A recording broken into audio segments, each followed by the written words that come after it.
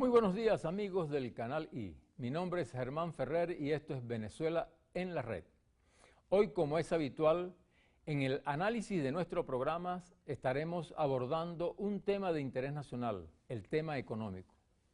Transcurrido su primer mes, este año 2014 se perfila como un año de grandes debates en el tema económico. Sin duda, esto será parte de la agenda del debate nacional. Por muchas razones, muchas de ellas exógenas, la economía del país atraviesa por un momento sensible. La polarización también centra el debate en esta materia tan importante para la vida del país. En el llamado a la paz, a la reconciliación y al debate serio formulado por el presidente Nicolás Maduro, también está presente en el tema la economía nacional. Persiste en la tesis de que el país está atravesando una severa crisis económica, que la escasez y la inflación son una realidad. Allí hacen causa común algunos factores desde algunos medios de comunicación. Desde allí hay algunos sectores que se escudan para promover la desestabilización, que derivan sus acciones hacia mecanismos enmarcados en lo que sería una guerra económica desde hace meses. Pensar que el desabastecimiento y la inflación son solo responsabilidad del alto gobierno es hacerle el juego a una guerra económica. En este debate nacional deben participar todos los factores de la vida pública y privada, como lo ha propiciado el presidente Nicolás Maduro, en la búsqueda de las posibles soluciones a un problema que es estructural, que obedece a la distorsión que genera una economía rentista no productiva. El presidente Maduro ha señalado en su reciente mensaje a la nación que el tema económico será el eje de las políticas públicas por venir. Allí se centrará la acción del gobierno sin descuidar tareas como la seguridad y otros tópicos. El jefe del Estado ha planteado 11 líneas maestras que marcarán el rumbo del económico, muy vinculantes a los avances en la seguridad, la salud, vivienda y educación, en la puesta en marcha del Plan de la Patria para lo que resta de periodo constitucional, en la transición al socialismo bolivariano. Con ello se espera proteger cada día más el pueblo dentro de la dinámica que genera el proceso de cambios que hoy vive Venezuela. Dos grandes objetivos definen el arranque de esta nueva realidad económica: la sana distribución de la renta petrolera, gran nutriente y casi exclusiva fuente de los dólares que ingresan a nuestra economía, en el fortalecimiento de las políticas sociales que se ha implantado en este proceso de cambio, su colocación en sectores que motoricen el aparato económico y no al sector parasitario que en el 2013 sustrajo buena parte de las divisas con fines meramente especulativos y el manejo de las divisas para lograr un sano y racional uso de ellas. El presidente Maduro ha dicho que están garantizados los 43.000 millones de dólares necesarios para las importaciones que requiere el país. Para ello se creó el Centro Nacional de Comercio Exterior en sustitución de Cadivi. El segundo gran eje puesto en funcionamiento es la nueva política de precios justos para acabar con la especulación, el acaparamiento y controlar la inflación. Estas variables abren el año en lo atinente a la política económica. La figura del Banco Central de Venezuela, receptor de las divisas que entran al país, surge como un gran protagonista del momento por ser el gran ente dinamizador de nuestra economía. Sobre la actividad de este ente central de nuestra economía recaen críticas y elogios por sus políticas. Para hablar de estos tópicos y hacia dónde va nuestra economía, tenemos como invitado a el querido amigo Armando León, director del Banco Central de Venezuela. Armando, muchas gracias por estar aquí con nosotros, agradecemos tu presencia. Yo creo que este programa pues se nutre de las cosas que tú nos vas a decir hoy. ¿Cómo ves tú la economía del país? Es decir, ¿hacia dónde vamos pues realmente con este proceso que estamos llevando en Venezuela desde el punto de vista económico? Sí, bueno, primero muchísimas gracias por esta oportunidad de conversar sobre algunos temas que yo diría que tienen muy preocupado a una parte del país y a veces yo diría que también de forma exagerada, pues. Primero hay que aclarar que hay un proceso de reacomodo en el ámbito internacional. Actores que hasta hace poco estaban en lo que se denominó los BRICS, los Brasil, Rusia, India, Sudáfrica, está en un proceso de reacomodo y algunos protagonistas han estado surgiendo en el ámbito de América Latina. Yo creo que esto es muy embrionario todavía, pero lo vamos a ver rápidamente en los próximos años, esto que estoy señalando, pues aparecen nuevos protagonistas muy cercanos en el área del Caribe, y eso por supuesto va a tener incidencia en el caso de Venezuela.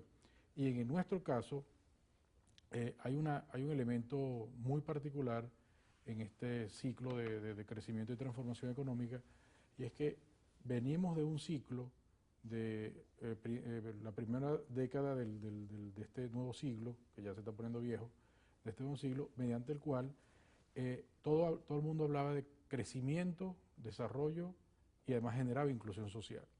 Un gran aporte que hace Venezuela en esta discusión es que hay un proceso de inclusión social que genera crecimiento. Los elementos... El hecho de que estemos invirtiendo al desarrollo social, pues, es decir, al gasto público, eso también produce, por supuesto, claro, crecimiento económico. Eso genera crecimiento económico y ahí es el elemento, yo diría que motor que está generando la economía venezolana. Lo que es educación, salud, el proceso de construcción de la vivienda, el área donde se desarrolla la familia, tiene que tener un elemento prioritario. Los servicios que están alrededor de la vivienda, la educación, los medios de transporte, etcétera, se convierte en un centro prioritario. Hay una inversión en la estrategia y en esa estrategia el elemento clave que se insiste es que tenemos que mantener, aún en las condiciones más complejas que puede tener la economía nacional o la economía internacional, tenemos que mantener la estrategia de inclusión social. Ahora, ¿cuál es la diferencia, por ejemplo, desde el punto de vista del modelo económico? Hay quienes son contrarios al gasto público, ¿no? Sí. Y nosotros, al contrario de ello, estamos invirtiendo mucho en la inversión social, ¿no? Que es correcto. Y ahí viene el otro tema. El punto clave aquí es que cuando se produce ese crecimiento natural, se señalaba, sobre todo en los años 90, hay que reconocerlo, generemos crecimiento y algo le queda al resto, pues al resto del país, me imagino que era la clave, pues es la famosa expresión del chorreo que ya casi nadie utiliza, y es que el gasto público tiene que estar, en esa opinión, el gasto público tenía que estar fundamentalmente dirigido a la infraestructura, a estrategias de crecimiento económico básicamente y de servicio, y como secundario en ese gasto público estaba lo que tiene que ver con el área sociales y educativas. Por eso es que vemos algunos países de América Latina conflictos muy duros que se están produciendo, ya llevan algunos años, reclamos de los sectores educativos, de áreas de salud, porque hay una cantidad de población muy grande excluida porque no tiene acceso a la salud. Ahora, el hecho de que se esté en un programa o en una estrategia, no es un programa, sino en una estrategia de inclusión social con crecimiento, no quiere decir que el área de la economía que genere el empleo y genere la actividad económica y el producto se debe descuidar. Y creo que ahí es donde hay un tema que debe ser analizado detenidamente, y es cómo estimular sectores claves generadores de empleo, sectores claves generadores de actividad económica y de producto en un entorno donde no se conviertan en especuladores o apropiadores exclusivamente de la renta. Y esa es una tarea extremadamente compleja. O sea, no es fácil que una empresa genere crecimiento, genere productos, genere empleo, pero que a su vez tenga unos límites en cuanto a su ganancia. Esa es una discusión que ahora está en Venezuela. Sin embargo, cuando nosotros observamos en algunos países europeos, observamos que ahí hay un tema que se discutió en los años 50 y en los años 60, y fue que se le puso coto a la ganancia. Y aquí eso se convierte casi que en una expresión sacrílega, una cosa horrenda. Y no es verdad, porque esa es una discusión que estuvo presente, como dije, en los años 50 del siglo pasado y en los años 60 del siglo pasado, y se salió airoso. Creo que vamos a seguir hablando de ese tema, Armando, en el próximo corte, pero vamos a dejar una pregunta en el aire. Recientemente se decretó, pues, incluso vía habilitante, un máximo de ganancia que se establece en el 30%. Es decir, ¿cómo repercute eso en la economía venezolana? Ya regresamos en el próximo corte.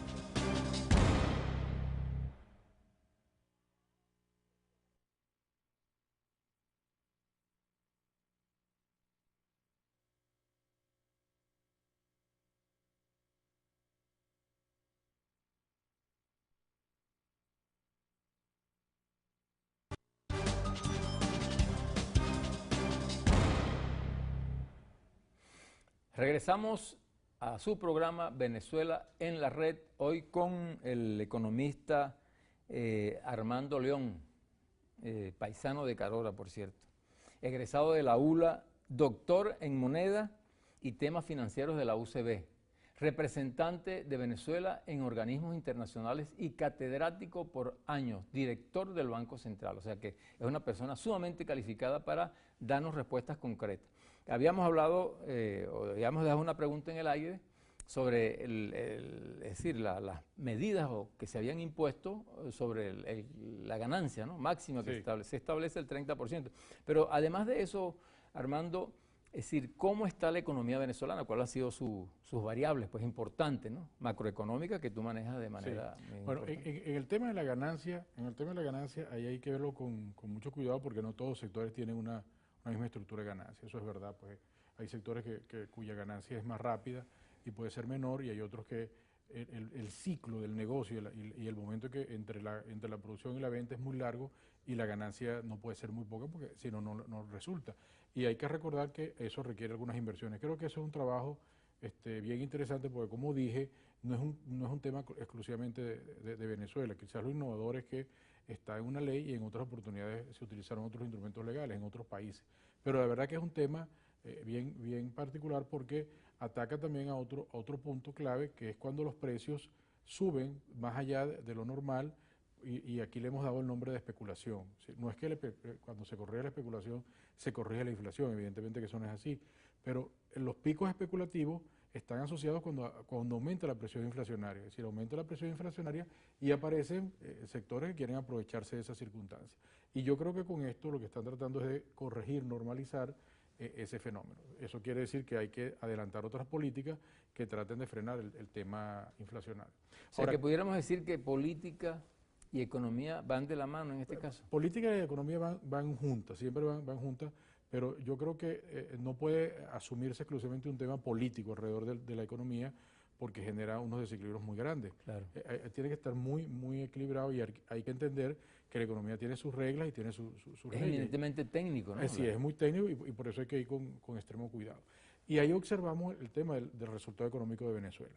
Hay tres cosas que yo quisiera destacar. Uno, el año pasado Venezuela tuvo unos importantes servicios de deuda pública, es decir, pagó de compromisos externos que venían de mucho tiempo. Se atendió una amortización muy importante del fondo chino, que es una forma de inversión novedosa que se tiene en el país hace algunos años, pero además de eso se atendieron las importaciones.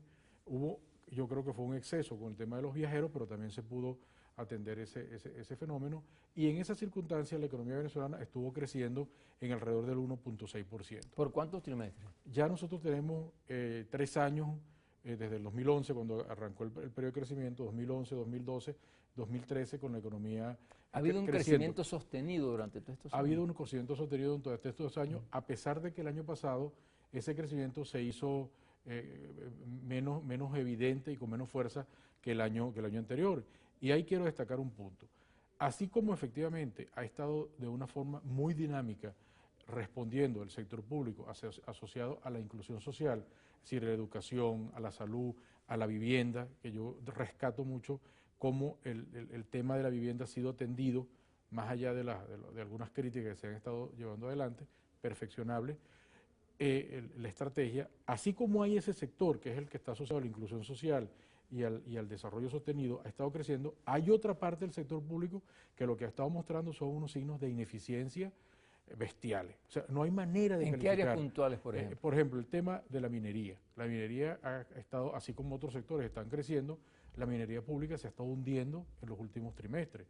Las empresas básicas, efectivamente, los costos que están teniendo algunas estructuras de producción son bestiales, son muy altos, son terribles, y eso a su vez está asociado a problemas de ineficiencia y de generación de productos. Entonces tenemos algunas de estas empresas públicas que pasan casi la mitad de su periodo operativo paradas, y eso genera unos costos muy importantes para el resto de la sociedad. Si nosotros tenemos unas empresas públicas, una parte del sector público no financiero, que tendría que haberse convertido en generador de divisas, en generador de calidad de vida, en un motor para que este proceso de inclusión social se arrastrara y tomara impulso de largo plazo, se han convertido al contrario en una tremenda rémora, en una figura que utilicé una vez, en un caucho de tractor montado en el cuello de una persona que pesa 60 kilos. Imagínense ustedes ese fenómeno y que lo lancen al río. Bueno, ese fenómeno lo estamos viendo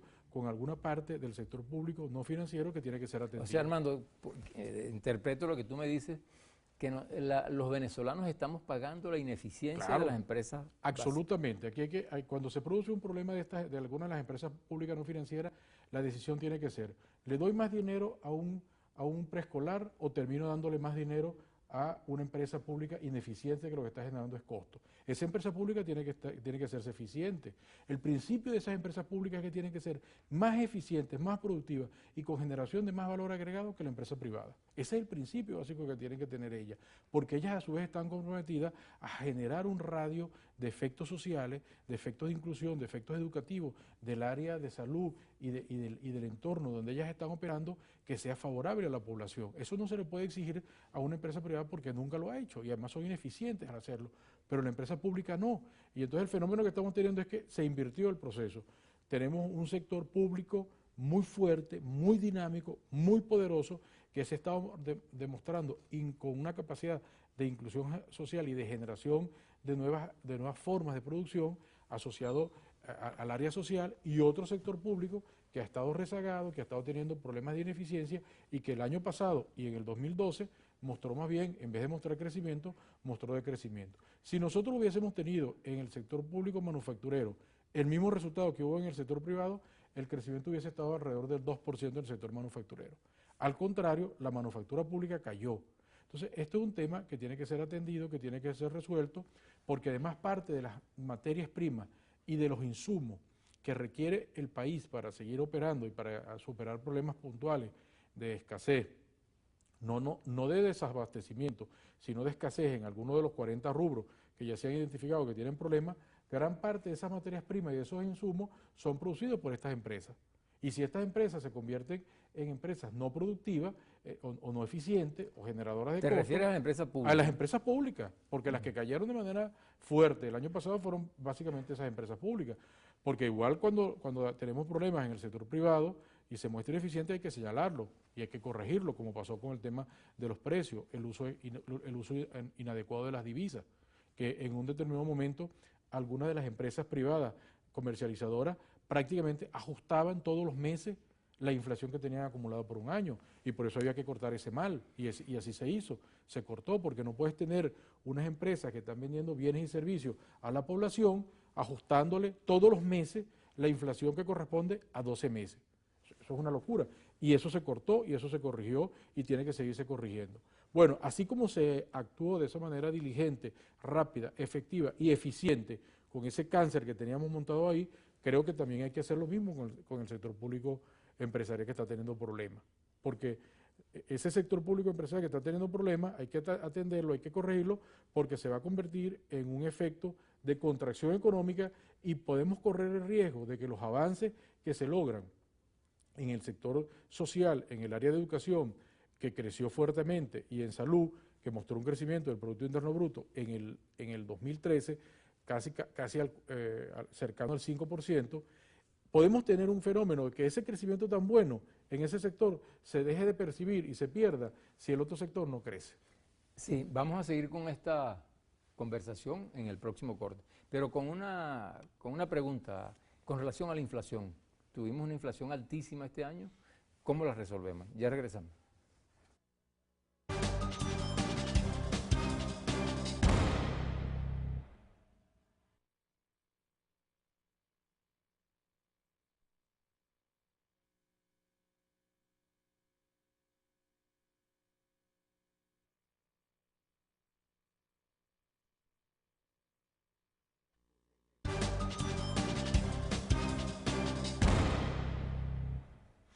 De nuevo en su programa Venezuela en la Red, hoy con el economista Armando León, director del Banco Central de Venezuela.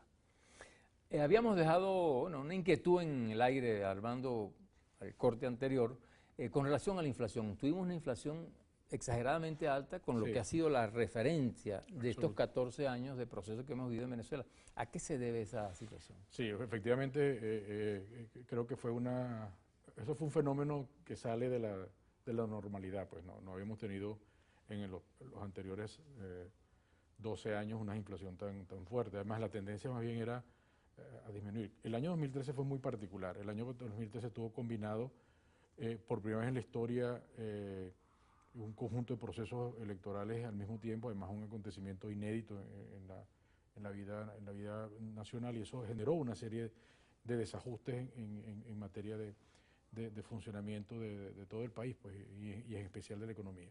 Pero adicionalmente también hubo una serie de ajustes de movimiento del tipo de cambio, y coincidió también con una fuerte expansión del gasto público que generó una presión monetaria muy grande. Entonces, vemos que en el año 2013 tuvo unas características inéditas. En el tema político rompe la regla de lo que hemos tenido como comportamiento en los años anteriores. En el área macroeconómica también se rompió esa regla porque se produjo un ajuste cambiario en el momento en que teníamos un problema de abastecimiento. Y hay una norma que es que cuando tienes problemas de esa naturaleza no puedes tener ajuste de tipo de cambio, pero se efectuó ese tipo de cambio porque venía un rezago muy grande en el ajuste del tipo de cambio. Y en la parte fiscal y monetaria hubo un aumento en el gasto público por la misma situación que estuvo transitando el país. El año 2014 es un año completamente diferente al del 2013. ¿Tú crees que no volveremos a esa No cifra de inflación? No hay ninguna razón para que se regrese a una cifra de ese tipo, a menos que se actúe de manera ineficiente. Si todos los factores se conjugan para que se actúe de manera ineficiente, puede ser que regresemos a esa cifra. Pero en la lógica normal... ¿Qué habría que hacer? La primera lógica normal es que los eventos políticos son de otra naturaleza, y ahí el mundo político tiene más conocimiento que el que puedo tener yo de cómo se va a manejar ese ambiente, a pesar de que hay algunos factores internacionales y locales que tratan de generar ruido, pero ese ruido no tiene el volumen que tuvo el año pasado, y eso hay que estar absolutamente claro. El volumen de este año es probablemente entre 10 y 12, y el año pasado estábamos casi en 50 en términos de volumen de ruido político. Ese es un tema que hay que tomarlo en consideración. El segundo es que la forma como se está produciendo la revisión cambiaria este año es muy cuidadosa. Primero, el ajuste que se hizo hacia el SICAD, que es un tipo de cambio que se mueve periódicamente, está asociado a servicios, es decir, el tema aéreos, lo que llaman los viajeros, el internet, etcétera, el gasto por internet, que no está asociado a bienes y servicios. Los bienes y servicios no generan, en este caso, perdón, los bienes, en este caso los productos asociados a alimentos, medicinas, maquinarias, equipos, esos mantienen un apoyo cambiario por esa vía, y de manera que no deben tener presiones adicionales. Y además hay una experiencia que se construyó el año pasado, pero no estaba presente, que es el de las supervisiones adicionales. Eso no estuvo presente el año pasado. Se creó un nuevo mecanismo. Un nuevo mecanismo de supervisión y además percibo de que algunos sectores empresariales están claros de que esto no es un potrero, como dicen en Carora, un potrero a libre albedrío, no, hay unas reglas que tienen que respetar y que por las circunstancias especiales el año 2013 fueron alteradas. Entonces, Armando, una pregunta con ocasión a lo que usted está planteando. ¿Tiene eso que ver con lo que ha sido la fuga de divisas del país? No, parcialmente. Porque se ha hablado de empresas de maletín, que se le otorgaron dólares que no le correspondían. Ese es un tema muy complicado que a mí a veces, pero yo prefiero no entrar en ese tema, porque esos han sido argumentos que se han utilizado en otros momentos. Entonces, en ese punto yo prefiero no opinar, ¿no? El tema aquí fundamental es que hay unas empresas que recibieron divisas a un tipo de cambio, argumentaban que esas divisas ellos no sabían a qué tipo que iban a reponerlas, pero cuando se publicó la lista que publicó Cadivi, que estaba disponible en la página web de Cadivi, donde estaba desde el inicio del control de cambio hasta el 31 de diciembre del 2012, ahí se demostró que esas empresas que habían argumentado que habían recibido divisas, que habían comprado divisas a tipo de cambio diferente al oficial, no era verdad. Y ahí está la cifra. Por eso en varias oportunidades yo insistí. Yo creo que esa forma, como están planteando algunos sindicatos empresariales, han estado planteando la discusión económica y política, es errada, porque no es verdad lo que han estado diciendo, que ellos nunca han recibido divisas, etcétera. Ahí están las bases de datos donde se demuestra eso.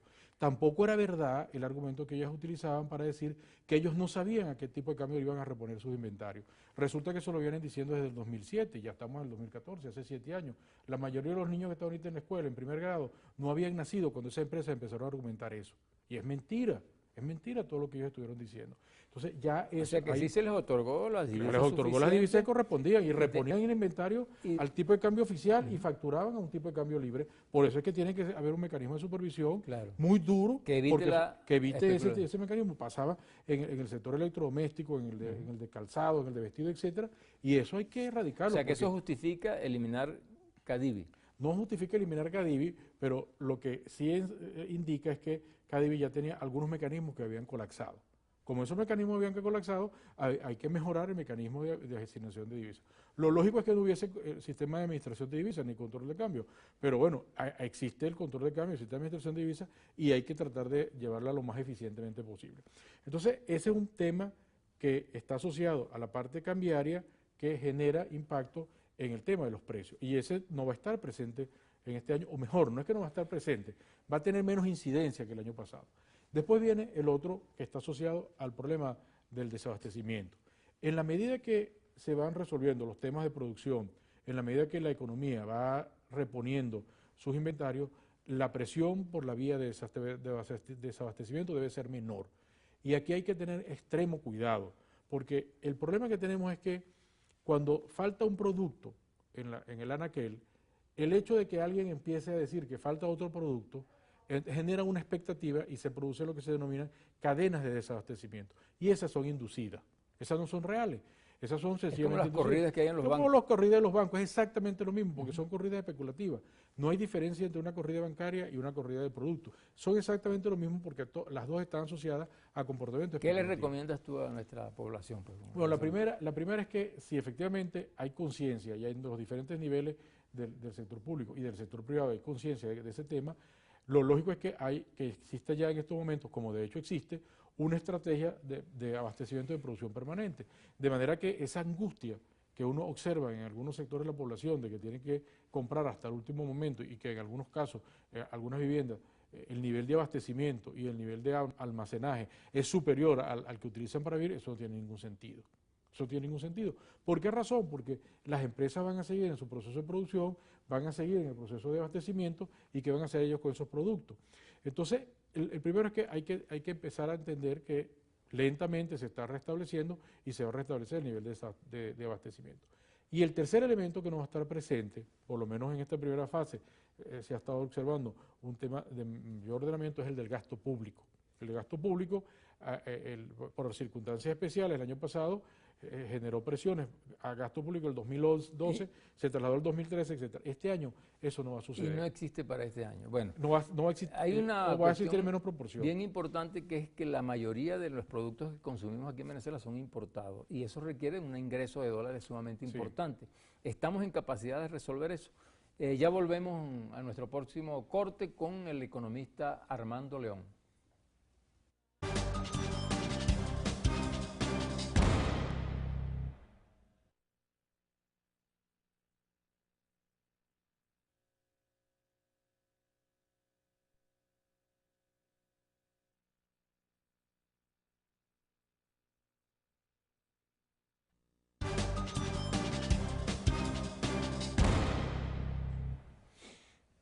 Amigos del Canal I, de nuevo en su programa Venezuela en la Red, hoy con el economista Armando León, director del Banco Central de Venezuela. Habíamos dejado una pregunta, una inquietud en el aire, que es con relación a la cantidad de dólares que requerimos para las importaciones. Lamentablemente en Venezuela importamos la mayoría de las cosas que consumimos, pero quería decirle, nos pudieras tú decir, pues, ¿no?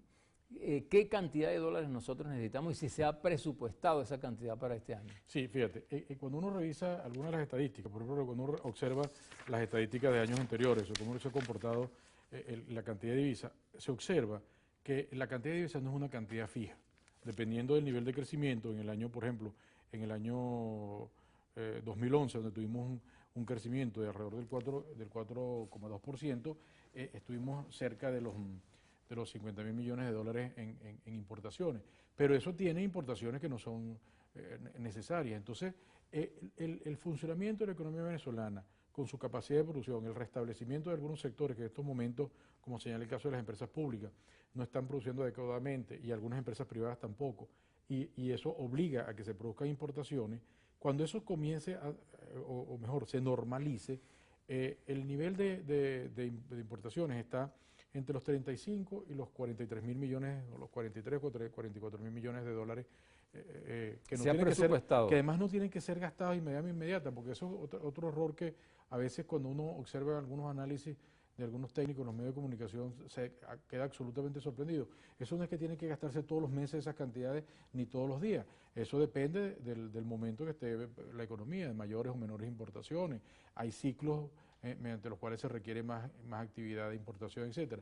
Pero en un entorno del presupuesto que se ha señalado, alrededor de los 43 mil millones de dólares, bien dirigido, bien administrado por parte de, me refiero cuando digo administrado, es que se cumpla efectivamente con las importaciones, que se logre limpiar eso que hayan estado señalando algunos voceros de lo que no se trajo y sin embargo se pagó, eso efectivamente es suficiente. Pero hay algunos sectores que también necesitan mayor actividad en la economía venezolana y por eso es que se ha insistido en que debe haber un mecanismo mediante el cual el sector privado y el mismo sector público que tenga divisas pueda ofertarlos internamente, porque eso no se despenalizará el dólar. Tiene que despenalizarse una parte del funcionamiento. Lo que no puede despenalizarse es que se deje a que el precio sea cualquiera que se dicte. No, eso es muy difícil en una economía como la venezolana, porque el 4% no puede dictarle el precio al 96%. Esa es la ineficiencia que tenemos en esta economía. Entonces hay que corregir algunos desperfectos que tenemos para que cuando se despenalice ese mecanismo tenga una referencia en cuanto al monto y al precio al cual se van a producir las transacciones. Ya se hizo con el SICAT para el caso de los viajeros, etcétera. Ahora, contrario a lo que señalaron algunos observadores, y puedo decirlo con absoluta propiedad porque los vi pasando, entraron una cantidad muy importante de divisas al precio del SICAT, que todos apostaron a que no iba a entrar nada, empresas privadas exportadoras, algunas instituciones financieras que tenían pendiente algunas inversiones que iban a realizar, ya las hicieron en este primer momento. Yo creo que en la medida que se vaya despenalizando este tema y se cumpla lo que señaló el presidente, con revisar algunos aspectos de la ley que generan algunos inconvenientes, me refiero a la ley de ilícitos cambiarios, el mercado de divisas con otros oferentes diferentes al Estado se va a dinamizar. Y eso es oferta adicional para la economía venezolana. Por eso que es que va a atenuar pues la presión. Claro, va a atenuar la presión. Por eso es que yo a veces me cuesta trabajo, no es porque tenga un problema de optimismo exagerado ni nada por el estilo. Me cuesta mucho trabajo a veces cuando oigo algunos de estos diagnósticos catastróficos y de fin de mundo, y viene alguna gente que efectivamente ha sufrido los embates de la crisis en Europa, y dice, bueno, estos son unos locos, estos que están aquí en Venezuela, porque efectivamente los mecanismos de estabilización y los mecanismos de generar crecimiento en Venezuela están presentes. Y creo que han estado activándose. Probablemente no a la velocidad que la gente quisiera, pero se han estado activando y yo creo que han estado funcionando. Y la otra cosa que iba a advertir, o no iba a advertir, voy a señalar, el Banco Central el año pasado comenzó a monitorear de manera muy cerrada el comportamiento de los niveles de liquidez. Por eso es que aumentamos el encaje legal para que parte de los recursos monetarios en bolívares que habían ingresado, que no se estaban utilizando, pudiesen ser drenados y no se convirtieran en inflación. Y me van a preguntar por qué. Bueno, porque si hay más bolívares y no aumentó la cantidad de bienes y servicios en ese momento en la economía, eso puede generar inflación. Bueno, esa es la realidad que tenemos en el país. Hay una gran liquidez y poca oferta. Entonces, la respuesta de eso pareció una perogrullada, pero la respuesta de eso es que hay que aumentar la Exacto. El ministro Ramírez habló de que se van a ofertar o va a haber en el país un dólar a 6.30, cerca del 84% de ese requerimiento, ¿no? Entonces, lo que resta pues sería lo que iría a subasta. Al SICAT, al precio SICAT. Y ese porcentaje es suficiente para todas las empresas que requieren de ese mecanismo del SICAT. Bueno, lo que pasa es que el grueso de las importaciones que se han estado realizando en los últimos años en la economía venezolana están asociados a sectores productivos clave. Eso es verdad, alimentos, materias primas, insumos para las medicinas, etcétera, y además materiales y maquinarias de equipo. Por cierto, voy a aprovechar para proponer que se publique, igual que se publicó la lista de Cadivi, que lo dije en varias oportunidades, que se publique todas las importaciones que se han hecho en Venezuela para maquinarias y equipos, para que también se acabe esa historia de que nadie está invirtiendo en eso. Entonces, en la medida que se pueda atender ese sector, con ese porcentaje importante, queda otra parte de la economía que también funciona y requiere también divisas. Y ese es ese 16%. Una pregunta que nos inquieta. ¿Cómo ese 4% que es lo que gravita realmente fuera de lo que oferta el Estado puede distorsionar la economía de esa manera? Bueno, eso es un funcionamiento muy complicado, pero efectivamente como toda la percepción que tiene el que opera en el mercado de divisas, tiene el convencimiento, además hay una serie de análisis que dicen que es correcto y le dan validez a eso, dicen que ellos no van a poder conseguir divisas a un precio diferente al que estaban recibiendo ahorita. O sea, si ellos recibían a 4.30, lo que le hacían es que le aseguraban que ellos no iban a poder recibir más divisas a ese dólar. Y eso genera una bola de nieve mediante el cual se crea una expectativa de que el único sitio mediante el cual tanto las personas naturales como las personas jurídicas pueden conseguir divisas o pueden obtener divisas, o pueden adquirir divisas, o pueden ser asignadas divisas, es en el mercado no oficial. Y al final termina todo un mecanismo mediante el cual el único mercado que existe y al único que se le denomina mercado es a ese 4%, al resto no. Bueno, está bien, eso es todo un análisis que alguien hizo, los tiene bien estudiados, efectivamente, y ese pequeño pedacito del 4% termina imponiéndole los precios internos al resto. Bueno, pero así funcionan estas reglas y lamentándolo mucho funcionan de esa manera. Por eso es que yo insistía desde un principio. Si se hubiese publicado la lista, desde el momento en que yo insistí, publiqué la lista de Cadivi, y ahí ven ustedes van a descubrir todo este poco de empresas que vendían un tipo de cambio que decía que era el tipo de cambio negro, y ellas aseguraban que ese era su tipo de cambio. Ustedes van a conseguirla recibiendo dólares desde el primer día en que se abrió el funcionamiento del sistema, y todas las veces argumentaban que nunca había recibido divisas. Bueno, ese es el problema del funcionamiento de una economía mixta, que llamaríamos. Bueno, vamos a un próximo corte con una pregunta en el aire. Para nivelar las cuentas macroeconómicas, ¿devaluar o aumentar la gasolina? Ya regresamos.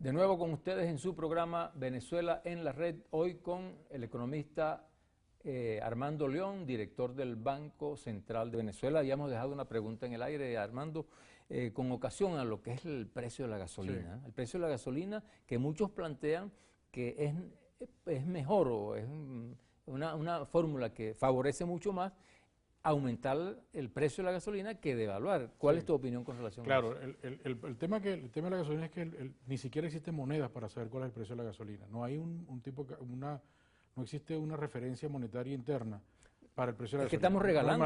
No hay manera, porque no se puede decir que 0.97, esa moneda no existe, no existe esa moneda.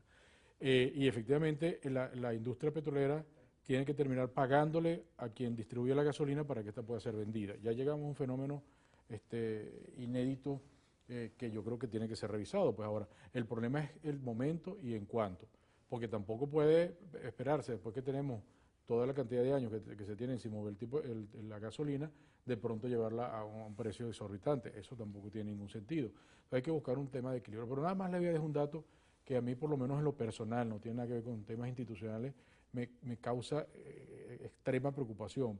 Una persona que tiene una camioneta 8 cilindros recibe 10 veces más subsidio por el uso de su camioneta con la gasolina que un estudiante de kinder o de primer grado. Es decir, el estudiante de primer grado le sale al Estado 10 veces más barato que el que carga una camioneta 8 cilindros circulando por las calles. El que está con esa camioneta 8 cilindros, que cuesta 100 veces más de lo que puede ser el salario mínimo del papá de ese muchachito que va a primer grado en una escuela de cualquier población venezolana, ese señor con esos ingresos recibe un subsidio por parte del Estado 10 veces más alto que el estudiante. Por la gasolina. Entonces, por la gasolina. Entonces, como esa gasolina, entonces eso es un tema Claro, y complicado. además el contrabando de extracción, las personas están dejando el trabajo formal por irse a vender la gasolina a Colombia, ¿no? Eso ni siquiera es para discutirlo. Yo creo que había que revisarse ese precio. Sí. Es el único precio que en el país está congelado.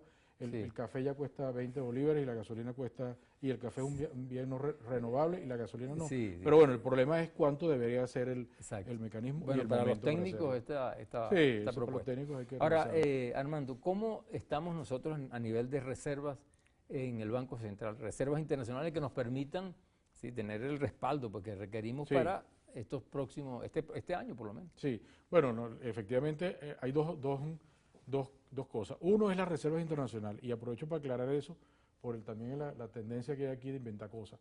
Uno es la reserva internacional y otro es el flujo. Las importaciones no se atienden con reservas internacionales, se atienden es con el flujo. ¿Qué es el flujo? Los dólares que ingresan periódicamente al país por la vía de venta de petróleo, de otros ingresos petroleros, del mismo endeudamiento, etcétera. Eso es lo que permite atender los compromisos que se están teniendo mensualmente. Y las reservas internacionales, en un determinado momento, que en un mes, cuando se produzca un gasto mayor que lo que está ingresando, se utilizan reservas y se reponen nuevamente. De manera que la reserva es como decía, el respaldo a los efectos de mantener y garantizar que el flujo nunca se detenga. Pero el nivel de reserva que tenemos ahorita no es tan sólido como el que quisiéramos, pero es confortable. Pues se han estado operando, hay una coordinación muy estrecha con el resto de las instituciones, en el caso del Banco Central, y eso permite tener un frente de o sea, ¿en cuánto están las reservas en este momento? En estos momentos las reservas fluctúan entre 22 y 23 mil millones de dólares. Que son las reservas que requerimos. Pero quizás nosotros requerimos un nivel de reservas más alta para el tamaño de la economía, pero el nivel que tenemos ahorita tampoco es un nivel despreciable, pues son entre 22 y 23 mil millones de dólares fluctúa. Nosotros fuimos afectados fuertemente por el comportamiento que tuvo el oro el año pasado, sí. Y no fue porque se salieron esas reservas, como también pretendió decir alguien, no, es porque el oro varía menos y nosotros tenemos una cantidad importante de oro en las reservas. Queremos que se aumente el precio para nivelar las cuentas, ¿no? Y además estamos recibiendo ahorita, por cierto, es otro dato interesante, estamos recibiendo ahorita un flujo de oro sostenido que nos está ingresando por la vía de las ventas que le están haciendo el Banco Central. Excelente. Mira, Armando, ya finalmente en este programa, estas medidas que se están tomando frenarán la inflación. ¿Tú crees que esos son los mecanismos idóneos para ello? Bueno, mi impresión, y esto es una impresión muy personal porque acuérdense que los bancos centrales nunca dan cifras de inflación, pero mi impresión personal es que, como dije al principio, si ya los elementos que estuvieron presentes el año pasado no están presentes, si además se actúa de una manera sostenida en el tema del abastecimiento, nosotros debemos observar una inflación mucho menor a la del año pasado, contrariamente a lo que han estado diciendo algunos analistas. Y ahí está la cifra. Ellos ya fijaron un tope, dijeron cuál era la cifra que íbamos a tener de inflación. Mi percepción, por lo que dije, en un comportamiento de abastecimiento que vamos a empezar a verlo en los próximos meses, el tema de Cadivi se corrigió y no va a haber una explosión monetaria en este año.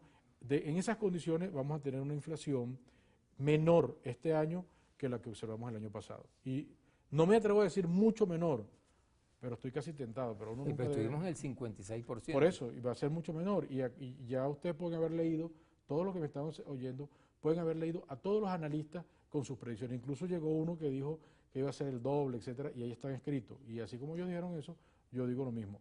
Vamos a tener y a observar una inflación menor a la que se observó el año pasado, porque el año pasado fue un año con unas condiciones inéditas que no se deben de repetir. Sí, okay. O sea que con relación a lo que habíamos planteado anteriormente, no vale la devaluación. Bueno, si se produce una revisión del precio de la... ¿O no está prevista? Como está prevista el precio de la gasolina, no está previsto una devaluación. O sea, no está previsto, el mover el 630 no está previsto, eso no está previsto. Ese sector clave, por eso señalé desde el principio, el tema de los alimentos, las medicinas, los insumos, las materias primas, no está previsto mover ese tipo de cambio en un periodo más o menos importante, diría yo. O sea, estaríamos anclados entonces en el 630. Bueno, no vamos a estar anclados, porque anclados es dejarlo fijo. Yo creo en un tipo de cambio fijo, pero un tipo de cambio fijo en el sector real. ¿Es conveniente los controles cambiarios? Los controles cambiarios son muy complicados. En lo personal yo nunca he sido partidario de los controles cambiarios. Una cosa es que hay que administrarlo y hay que administrarlo de una forma correcta, y otra cosa es estar de acuerdo o no. Yo en lo personal, en lo absolutamente personal, no estoy comprometiendo a nadie ni a ninguna institución. Yo en lo absolutamente personal considero que los controles de camiones son extremadamente complejos, muy difíciles de administrar y muy costosos. Entonces no me gustan. Pero bueno, tenemos uno y hay una ley que también lo regula.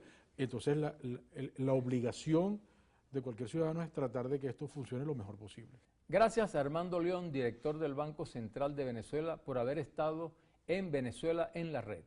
Ha sido muy ilustrativo nuestro invitado acerca de las realidades de nuestra economía, donde coincide en la necesidad de alcanzar diálogos y acuerdos sinceros entre los que creemos en este país. La Constitución y la voluntad democrática así lo permiten. A los causantes de la guerra económica hay que salirles al paso y tomar los correctivos con las herramientas que nos da el Estado de Derecho. Es hora de atender con criterio nacionalista nuestras dificultades y remar en el camino de solucionar estos problemas de la manera más democrática. Los atajos que buscan perturbar la convivencia nacional deben ser puestos a un lado por parte de todos.